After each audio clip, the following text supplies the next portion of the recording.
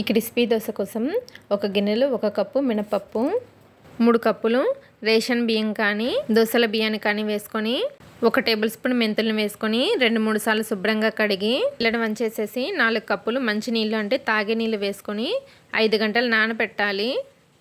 5 గంటలు మినపప్పు బియ్యం నానిన తర్వాత ఈ పప్పులన్నింటినీ వాటర్తో సహా గ్రైండర్లో వేసుకొని కొద్దిగా బరకగా ఉండేట్లు గ్రైండ్ చేసుకొని ఒక గిన్నెలోకి తీసుకుని 8 గంటలు ఈ పిండిని పులియనివ్వాలి. తర్వాత మనకి కావలసినంత పిండిని ఒక గిన్నెలోకి తీసుకుని రుచికి తగినంత ఉప్పు, 1 టేబుల్ స్పూన్ బొంబాయి రవ్వ వేసుకుని ఒకసారి బాగా కలుపుకొని తర్వాత కొంచెంగా నీళ్ళు వేసుకుంటూ పిండిని దోశపిండి కన్సిస్టెన్సీలో కలుపుకోవాలి. తర్వాత ప్యాన్ని మీడియం ఫ్లేమ్లో హీట్ చేసి కొద్దిగా నీళ్ళు చల్లి టిష్యూతో తుడిచేసుకొని ఫ్లేమ్ని లోలో పెట్టి దోశపిండిని వేసుకొని స్ప్రెడ్ చేసి ఫ్లేమ్ని మీడియంలో పెట్టి దోశ పైన కొద్దిగా ఆయిల్ అప్లై చేసి దోశ ఎర్రగా కాలిన తర్వాత సర్వ్ చేసుకోవడమేనండి. Thanks for watching.